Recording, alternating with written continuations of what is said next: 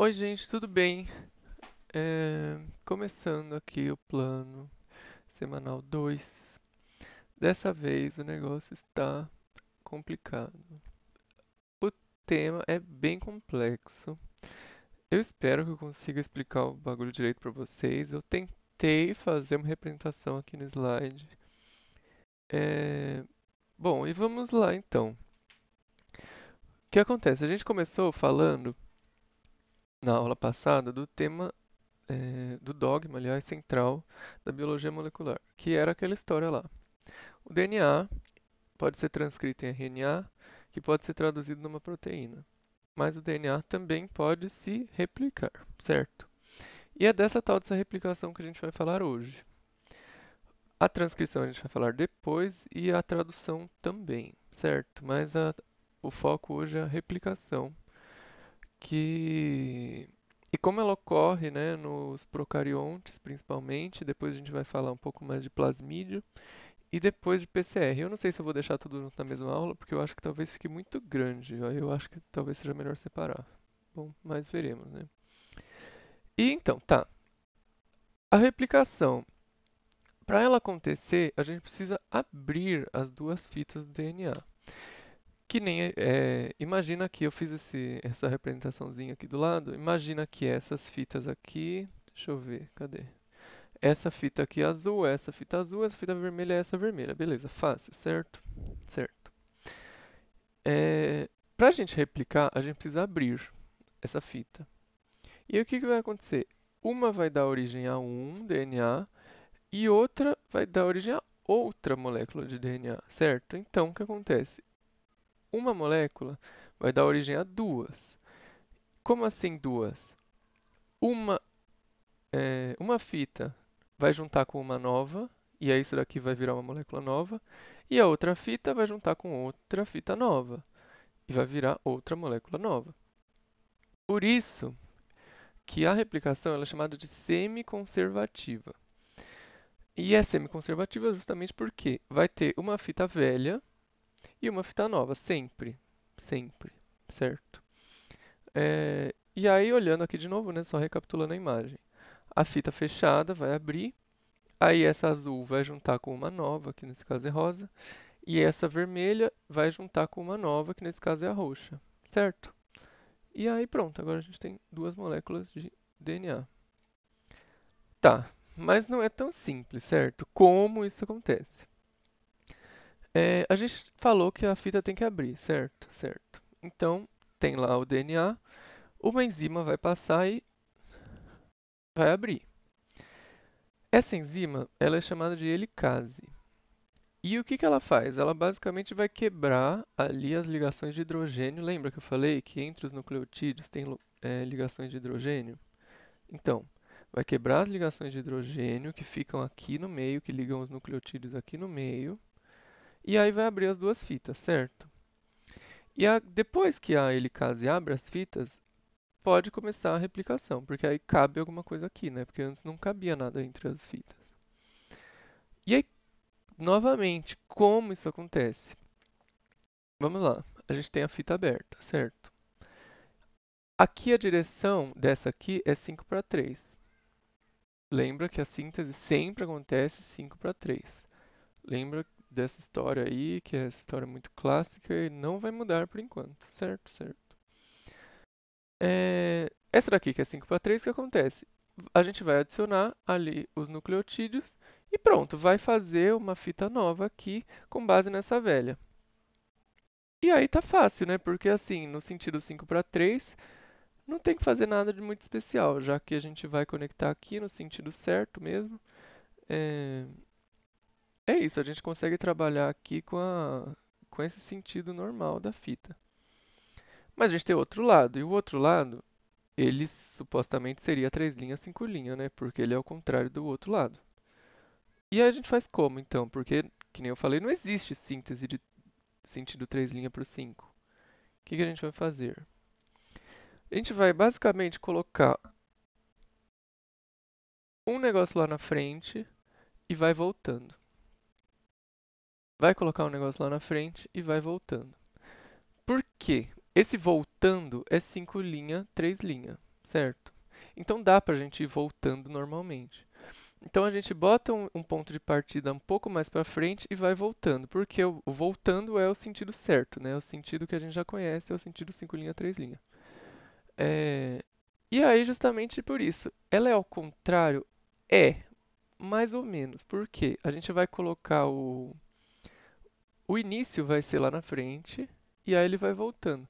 E aí meio que parece assim, o resultado é como se ele tivesse indo ao contrário, mas ele não está indo ao contrário, ele está colocando um ponto de início lá na frente e voltando, colocando um ponto de início lá na frente e voltando. Por isso que ela é ao contrário entre muitas e muitas aspas. Inclusive essa foi uma das perguntas que me fizeram na monitoria. A síntese é ao contrário? É do 3 linha para 5 linha? Mais ou menos, assim. Em geral, meio que no fim é. Mas, na realidade, o que acontece é a gente bota um ponto de partida e vai voltando no sentido 5 linha, 3 linha, que é o sentido que a gente já conhece, que é o sentido certo. Certo? Ok. E aí, aqui, que nem eu coloquei. Os pequenos segmentos sintetizados em sentido 5 linha, 3 linha fazem uma fita que parece ser sintetizada ao contrário. E parece justamente por isso que a gente vai colocando o início lá na frente e vai voltando. E aí, como isso acontece? Porque não é assim magicamente, as coisas só não aparecem, certo? A gente tem lá as duas fitas abertas.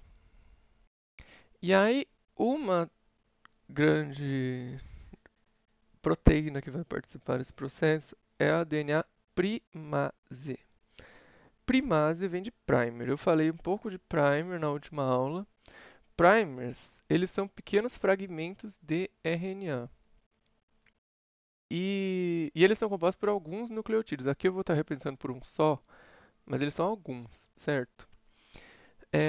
A primase vai adicionar o primer lá na cadeia 5' 3'. Essa aí que é a 5' 3' a gente vai chamar de cadeia líder. E ela é líder basicamente porque ela vai começar primeiro, certo? Ok. E aí o primer vai fazer o quê? Ele vai indicar o início da polimerização. Polimerização já indica quem, né? Vocês lembram da DNA polimerase. E a polimerase ela vai se juntar ali no primer, porque o primer vai indicar ali, é aqui que começa a síntese. A polimerase vai lá, vai conectar e vai começar a polimerizar, porque esse é o trabalho dela, né? E aí, enquanto isso daí está acontecendo de um lado, do outro lado a primase vai e vai colocar o primer do outro lado. E que nem eu tinha falado, ele vai colocar um pouquinho mais para frente, e aí a polimerase vai lá de novo, agora do outro lado, e vai voltando. Vocês viram que, ó, sentido 5 linha, 3 linha. E aqui também, 5 linha, 3 linha, certo? Certo. Beleza. Quando ela acabar essa síntese aí, viu que ela fez um pedacinho. Esse pedacinho é o chamado de fragmento de Okazaki, certo? E eles são muito importantes nessa síntese na fita retardatária, né? Que é a que acontece meio atrasada em relação à outra e a que é sintetizada, entre aspas, ao contrário. E aí, beleza. A primase vai lá, bota mais um primer, vem a polimerase e coloca ali os nucleotídeos de novo. E agora pronto, a gente tem dois fragmentos de Okazaki. Esses dois fragmentos eles não estão conectados, certo? Por quê? Porque a polimerase ela vai vir até aqui e vai sair. Vai vir até aqui e vai sair. Ela não conecta essas duas coisas, tá bom? E aí, ok, a gente tem o quê? A gente tem então uma fita de um lado que ela é contínua aqui embaixo e tem um primer. Aqui a gente tem um primer, um fragmento, um primer e um fragmento, certo? Então a gente precisa fazer o quê? Tirar esses primers, porque o primer, que nem eu falei, ele é um RNA. Ele não é uma cadeia de DNA. Então a gente tem uma enzima, óbvio, que vai fazer isso, que chama hexonuclease. A hexonuclease ela vai simplesmente fazer isso aí que eu falei, vai tirar os primers. E aí, isso daí vai ficar sem vai ficar sem os primers. E aí quem vem? A polimerase de novo e vai sintetizar as bases aí que foram removidas pela hexonuclease. E aí pronto, agora a gente tem uma cadeia mais ou menos contínua aqui. E por que mais ou menos? Porque esse primer ainda não está, esse lugar que era, né, o primer na verdade, que agora é essa outra sequência aqui, não está conectado aqui com o resto. E os fragmentos, eles também não estão conectados entre si, que nem eu tinha falado, a polimerase ela não conecta nada, a polimerase só vai colocar o negócio aqui. Então a gente tem novamente uma enzima que vai fazer isso, que é a DNA ligase. A DNA ligase ela vai chegar lá, vai juntar aqui onde era, né, o primer há um tempo atrás, com o resto da cadeia e vai juntar os fragmentos de Okazaki, certo? E aí com isso a gente tem duas fitas unidas. E aí eu coloquei uma imagem, aquela imagem muito clássica, para a gente olhar aqui, fazer uma análise dessa imagem e identificar aqui as coisas que eu acabei de falar, né? Começando aqui na frente. A gente tem o DNA aqui enrolado, aquela representação que a gente já conhece muito bem. E a gente tem essa tal dessa enzima aqui que chama topoisomerase. O que ela faz? Ela basicamente desenrola o DNA, deixa ele, entre aspas, reto, para a helicase poder abrir. E a helicase está logo aqui atrás, ó. Helicase. E ela faz o quê? Que nem eu falei, vai quebrar as ligações de hidrogênio aqui entre os nucleotídeos e vai separar as duas fitas. Com as duas fitas separadas, a gente pode começar a replicação. A polimerase, aqui a primase está só aqui em cima, mas a primase vai dar o início da replicação e aí a polimerase vai fazer o quê? A polimerização, certo? Da cadeia de DNA. Aqui em cima, que é a cadeia retardatária, o que vai acontecer? A primase vai colocar o primer, a polimerase vai fazer o resto, né? Vai formar aqui o fragmento de Okazaki e a ligase vai conectando os fragmentos um no outro, certo? A ligase está aqui atrás. Aliás, a ligase está aqui e a polimerase é essa aqui, certo? Eu coloquei aqui um vídeo, depois vocês assistam lá, acho que eu não vou passar aqui agora, mas basicamente resume tudo isso daí, é uma animaçãozinha que é legal. E aí, vamos então resumir essas enzimas aí, porque eu falei várias enzimas, vamos resumir e deixar isso aqui mais organizado. A topoisomerase faz o quê? Desenrola a fita de DNA e deixa ela, entre aspas, que nem eu falei, reta. A helicase vai fazer o quê? Abrir a molécula de DNA, quebrando as ligações de hidrogênio. Ou seja, ela separa as duas fitas, certo? Certo. Aí tem a polimerase. E a polimerase, ela é um pouco mais complexa, porque ela é meio que a principal, né? E aí o que acontece? Ela tem três tipos. A polimerase 1, a 2 e a 3.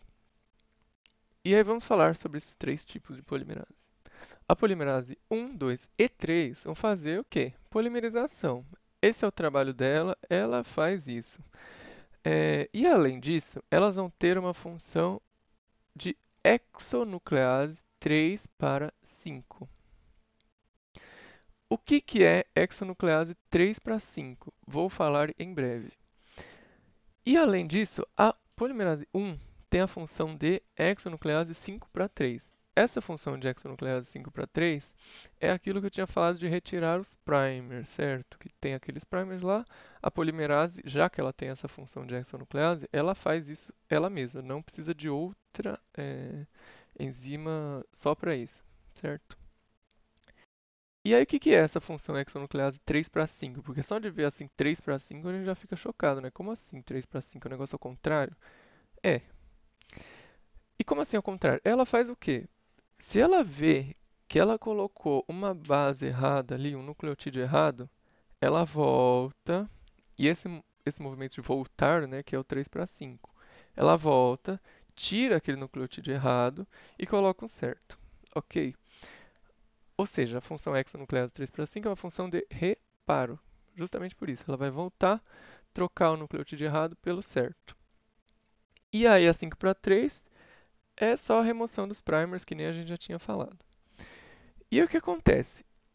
A polimerase 1 e a polimerase 3 são as essenciais e elas têm essa função em geral aí de replicação. E a polimerase 2, ela não é essencial e ela tem função principalmente de reparo, certo? Então, se tiver uma célula que tem deficiência de polimerase 2, ela ainda consegue replicar o DNA, vai ter um pouco mais de dificuldade de reparar, mas também não vai ser tão terrível assim, porque, que nem a gente falou, as outras aqui também fazem reparo, certo? Ok. E aí, depois disso, a gente tem a ligase. Aquela história toda aqui da polimerase 1, 2 e 3 eu resumi aqui em cima. A gente tem a ligase. A ligase faz o quê? Liga, certo? Conecta os fragmentos para formar uma fita contínua. E como assim fragmentos? Os lugares onde os primers foram substituídos, lembra que eu tinha falado? A gente vai tirar o primer e fazer outra fita por cima. Esse lugar que fizeram uma fita por cima não fica conectado com o resto. A ligase vai lá e conecta. Onde tem os fragmentos de Okazaki, também que nem eu tinha falado. Ali, a, a polimerase vai fazer a síntese de forma fragmentada mesmo. Vai fazer um pouquinho, lá embaixo vai fazer outro, depois lá embaixo vai fazer outro. E aí, consequentemente, elas não vão ficar conectadas. E aí a ligase vai lá, conecta esses fragmentos, certo? De novo, o fragmento de Okazaki só existe lá na fita retardatária, certo? E por isso a ligase vai agir nisso aqui só na fita retardatária. Os primers lá, que foram substituídos, os lugares onde eles foram substituídos, isso daí tem nas duas fitas. Então a ligase vai agir nas duas fitas, certo? E aí tem a primase. A primase é simples, né? O nome já indica. É, ela vai colocar os primers que vai indicar o início da replicação. E é muito importante essa parte, os primers colocados pela primase são as tais das sequências iniciadoras. E as sequências iniciadoras, elas fazem o quê? Indicam basicamente onde a DNA polimerase vai se conectar e começar a replicação. E essa sequência iniciadora tem uma 3' livre. A 3' é lá, lembrando daquela cadeia lá carbônica, ela tinha aquela pentose consequentemente tem 5 carbonos. O carbono 3 tinha uma hidroxila, que é ali onde a gente fazia aquela reação de condensação. Não sei se vocês lembram. Ou seja, no carbono 3 é onde junta uma molécula nova, certo? E aí o primer vai ter um carbono 3 com hidroxila livre, e aí é ali que vão ser conectados os novos nucleotídeos, certo? É ali onde começa a síntese, onde começa a replicação. E a DNA polimerase vai conectar justamente nesse tal desse primer aí que a primase colocar. E esse primer é o quê? A sequência iniciadora. É importante que vocês tenham na cabeça a diferença entre sequência iniciadora e as outras regiões aí de início que a gente vai falar em breve. Porque a transcrição tem uma região de início, a tradução tem uma região de início, um monte de coisa tem região de início. E cada uma dessas coisas tem um nome meio parecido. E aí é bom que vocês saibam diferenciar uma coisa da outra, tá? Por isso que eu estou frisando aqui, ó, sequência iniciadora é o primer que indica o início da replicação, certo? Ok. E aí vamos falar então de replicação em E. coli e mais especificamente da replicação de plasmídios. O que é um plasmídio? O plasmídio, ele é uma molécula de DNA, aqui ó, como vocês podem ver, tem a representação aqui da célula bacteriana. Aqui a gente tem o cromossomo bacteriano, que foi o que eu falei na primeira aula. E aqui a gente tem os plasmídios. Os plasmídios, eles são DNA também, mas eles são independentes do cromossomo. E eles são essas moléculas aqui, que nem está mostrando aqui, elas são um DNA assim, circular e bem menorzinho, e eles se replicam independentemente do cromossomo. Eu coloquei aqui duas imagens do plasmídio se replicando. Isso daqui seria um, né? Esse redondo aqui seria um, que está nesse formato de infinito aqui, e esse aqui de baixo seria outro. E aqui também dá para ver um aqui e outro aqui. E ele se replica como, né? Aí é um negócio bem complicado. Eu tentei achar umas imagens um pouco melhores para mostrar para vocês, mas é difícil, então eu vou precisar de atenção. E aí, se vocês verem essa aula antes da monitoria, por favor me perguntem que eu vou tentar explicar melhor, certo? O que acontece? O plasmídio ele é aí essa molécula de DNA redonda. Em certo ponto, vai ter uma sequência chamada de DNA ORI. ORI de origem, certo? E essa DNA ORI, que é essa sequência, vai indicar o início da replicação. Logo em seguida da ORI, a gente vai ter essa chamada DNA box. A DNA box ela tem uma sequência também específica. E se a gente olhar aqui, ó, essa aqui em cima é a ORI e essa aqui embaixo é a DNA box. A gente vê que ela tem uma quantidade muito grande de TA, TA, TA, TA, TA, TA, TA, TA. Ou seja, timina e adenina, certo? É... Preste atenção nisso que a gente já vai falar um pouquinho mais.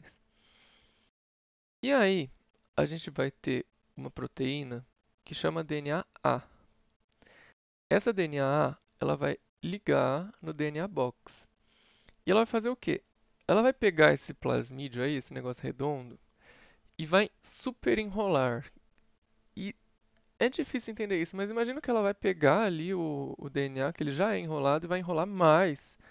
Até que ele, vai enrolar tanto que ele vai dar um jeito de separar as cadeias lá, as ligações de hidrogênio.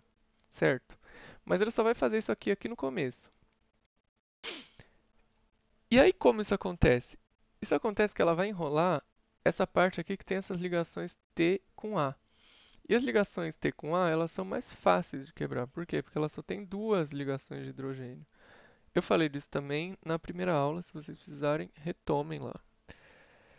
Ou seja, vai pegar, vai enrolar essa parte e vai abrir. E agora vem outra imagem, essa imagem também é super difícil de entender, então prestem atenção. Aqui tem a fita de DNA do plasmídio, certo? Imagina que isso daqui é redondo, imagina que isso daqui é enrolado. Representaram aquele reto. Não é reto, tá? É enrolado. Aqui na frente a gente tem o DNA box e aqui atrás a gente tem o DNA URI, certo? O DNA ele vai conectar aqui no DNA box, ó, tá vendo essa imagem? E aí ele vai fazer aquele tal daquele super enrolamento que vai quebrar essa parte aqui, vai separar as ligações de adenina com timina no DNA URI. E vai ficar essa parte aberta, certo? E aí vão vir mais duas proteínas. A DNA C, que vai trazer a DNA B para esse lugar. E vai deixar a DNA B aqui. A DNA B é o quê? A helicase. Se vocês lembram que a gente falou agora há pouco atrás, a helicase ela quebra as ligações de hidrogênio e separa as fitas. Então, quem continua a separar aqui é essa tal dessa DNA B. E aí, o que vai acontecer? Vai botar um primer ali nesse lugar e a polimerase vai fazer a tal daquela polimerização que a gente já conhece. Ou seja, basicamente isso daqui tudo foi para falar como abre aquele tal daquele plasmídio e como a polimerase consegue entrar ali, porque é um processo diferente, certo? Ok. Vamos mudar de assunto. Espero que isso daqui tenha dado para entender. Eu acho que é bem difícil mesmo. Eu mesmo para entender isso aqui de novo foi complicado, mas me perguntem se precisar, ok? Bom, e aí o último assunto da aula de hoje é o PCR. O PCR é basicamente a replicação in vitro de DNA. E a gente usa ele para replicar e fazer uma quantidade muito grande de DNA. Isso acontece porque ela é uma reação que é exponencial. Sabe? Quando uma forma duas e duas formam quatro e quatro formam 16 e 16 formam etc. Sabe? Quando o negócio vai crescendo assim muito rápido. Então, pois é, a polimerase, a, a PCR, aliás, perdão, é uma reação desse tipo. E aí, PCR vem de reação em cadeia da polimerase, em inglês aqui, não vou falar para não passar vergonha. E aí, a polimerase, ela faz o quê? A gente já falou algumas várias vezes durante essa aula. Polimeriza o DNA. Ok, ela polimeriza o DNA e é uma replicação in vitro, então a gente vai fazer o quê? Vai polimerizar o DNA fora da célula.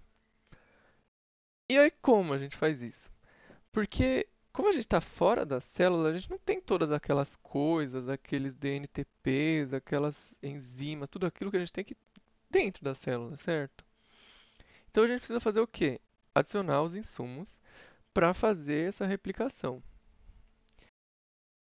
Então, vamos lá. A gente precisa o quê? Do DNA que a gente quer copiar. Seja um gene, seja um trecho maior de DNA, sei lá, seja um plasmídio, que nem a gente tinha falado agora há pouco, a gente vai colocar lá o DNA que a gente quer copiar. O que mais a gente precisa? Tá, a gente também precisa do DNTP. Vocês lembram o que é DNTP? São aqueles nucleotídeos que eles são sozinhos lá e eles são fosfatados, aquela história de fosfatado que nem de ATP, que é o fosfato que quando quebra uma ligação de fosfato vai liberar energia. E são esses DNTPs que vão se juntar lá no, naquela hidroxila que eu tinha falado há um tempinho atrás e vão formar água e liberar energia. E quem trabalha com esses DNTPs? A polimerase. A polimerase vai pegar o DNTP e juntá-la na fita. E aí vai fazer o quê? Polimerizar o DNA. É, mas tá, uma coisa que a gente não falou ainda foi o DNA ele vai estar lá, mas ele vai estar com a molécula fechada, né? Com aquelas duas fitas conectadas lá pelas ligações de hidrogênio. E aí a polimerase não tem como trabalhar ali numa fita fechada. E como que a gente faz isso? A gente pode até pensar, é, pode ser pela helicase, né? A helicase abre as fitas de DNA. Só que a gente tinha falado de outro. Não é com helicase, tá? Só contando, não é. A gente tinha falado de outro jeito de abrir as fitas de DNA na última aula. Não sei se vocês lembram. Naquela hora que a gente falou sobre hibridização e tal. É, a gente pode desnaturar as moléculas de DNA por meio do calor, certo? A gente aumenta a temperatura ali da reação, da mistura, e aí as fitas de DNA vão se separar, vão abrir. Vejam de novo lá a primeira aula que fala sobre hibridização, é bem lá no finalzinho. Eu falo um pouco melhor sobre isso. O calor ele quebra ali as ligações de hidrogênio e abre a molécula, vai separar as duas fitas. E aí, beleza. Esquentou, separou. Mas a polimerase ela é uma proteína, certo? E se vocês lembram, o calor ele faz o quê? Ele desnatura também as proteínas. Então, será que se a gente aumentar a temperatura, a DNA polimerase também não vai com Deus, assim, não vai desnaturar ela, não vai fazer parar de funcionar? Sim. E é por isso que no PCR a gente usa um tipo diferente de polimerase, que é a tal da Taq polimerase. E a Taq polimerase, ela vem de uma bactéria que é termófila. E ela é termófila, ou seja, ela vive em ambientes assim muito quentes, muito, muito quentes. E aí, consequentemente, as proteínas, as enzimas dessa bactéria, elas resistem ao calor. Então, tipo assim, essa Taq polimerase, tudo bem tá lá no calor, no super negócio quente, que ela não vai parar de funcionar, certo? Então, que bom, né? Existe isso aqui. Então, a gente usa a Taq polimerase lá no lugar de uma polimerase convencional. E eu já aqui mudei o nome. E aí, além disso, a gente precisa de primer, certo? Porque a polimerase não começa de lugar nenhum. Que nem a gente já falou algumas vezes, a gente sempre precisa de um primer para a polimerase começar. Sempre precisa de uma sequência iniciadora para a polimerase começar a replicação. E aí o primer vai fazer justamente isso. Indicar para a ataque polimerase onde começar essa replicação. E a gente pode fazer o quê? Um primer específico para um lugar que a gente quer copiar do DNA. Certo? Por isso que é tão legal a gente poder fazer essa replicação in vitro. Porque a gente não precisa copiar tudo do DNA, a gente não precisa fazer uma cópia do cromossomo inteiro. A gente pode fazer uma cópia de um gene específico se a gente quiser. E justamente por causa disso, porque a gente consegue fazer primer no laboratório, a gente consegue fazer isso daqui de forma personalizada. E aí, além disso, a gente põe uma solução tampão lá para deixar a reação estável, né, e não mudar o pH e tal. E aí a gente vai ter o quê? Vai ter lá um microtubo desse daqui, com o DNA molde, com a polimerase, com o DNTP, com os primers e com o tampão. A gente vai colocar isso daí nessa máquina aqui que chama termociclador. E o termociclador vai fazer aquela tal daquela história do calor que eu tinha falado para vocês, de que vai desnaturar o DNA.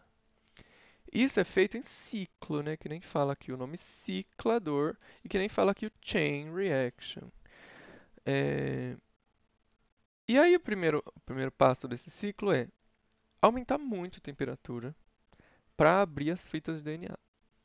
Ou seja, ele vai meter a temperatura em 94 graus e quando bota em 94 graus, as ligações de hidrogênio vão quebrar e vão separar as moléculas de DNA. Aí o segundo passo é diminuir um pouquinho a temperatura para os primers se conectarem. E por que os primers se conectam antes da fita compatível, né? Porque imagina, a gente separou as duas fitas, mas por que quando a gente diminui a temperatura elas não se juntam de novo? Porque o primer ele se conecta mais rápido, porque ele é menorzinho, então é mais fácil ele se conectar com a fita do que a fita inteira se conectar de novo, porque a fita é uma molécula muito grande. Então o primer ele vai lá e vai se conectar com a fita do DNA molde que está aberta. O primer vai lá e vai se conectar nessa temperatura aqui de 40, entre 40 e 70 graus. E aí, por fim, a gente vai aumentar de novo a temperatura para começar a síntese da fita de DNA que a gente quer, né, para começar a replicação. E aí a gente tem um gráfico que ilustra esse processo, que ele é bem interessante, porque a gente vê aqui, ó, aqui é antes de começar. Aí imagina, aqui começa o primeiro passo, a desnaturação do DNA, certo? Separa as duas fitas, aqui a 94 graus. Depois, vai diminuir um pouco a temperatura lá para entre 40 e 70, aqui no caso está 50, né, eu acho. E aí vai anelar o primer, tá vendo aqui, ó, o primer esse verdinho aqui conectando com o resto da fita. E aí depois ele aumenta de novo a temperatura para fazer a extensão do primer, ou seja, fazer a replicação. E aí aqui ele está mostrando, ó, o primer que era verdinho, ele vai continuar aqui com a ação da polimerase, né, ele vai formar uma fita dupla. E aqui embaixo nessas duas aqui, tem as duas fitas já replicadas, certo? E aí o que acontece? Essas duas aqui vão entrar no ciclo de novo e vão virar essa aqui, certo? Imagina que essa daqui de cima é essa. Aí vai separar ela de novo, vai fazer isso daqui de novo, vai fazer de novo, de novo, de novo, vai chegar aqui. E aí isso daqui vai fazendo esse ciclo e essa fita aqui que era essa molécula aqui que era nova, vai ser molde para fazer essa replicação de novo, e aí essa que vai ser o resultado vai passar pela replicação de novo, e aí etc, etc, etc. Isso daqui vai ficar nesse ciclo até que, meu, vai ter milhões, bilhões de cópias desse DNA aqui que era o primeiro de todos, certo? Por isso que é interessante a PCR, porque em um tempo assim que não é tão extenso, é possível fazer essa replicação muito grande de um trecho de DNA que a gente quiser. E aí por hoje é só, ok? Hoje realmente foi complicado. Para fazer os slides também foram complicados. São 90 slides, não sei se deu pra perceber, mas são 90. É, mas assim, vai dar certo. É, vão na monitoria, apareçam lá, tirem as dúvidas, que a gente consegue entender isso daqui de boa, tá bom? É bem importante que a gente entenda a replicação, porque senão, se a gente ficar perdido na replicação, é mais difícil entender os próximos processos, tá bom? Então, tchau, gente. Beijos. Boa semana e até quinta.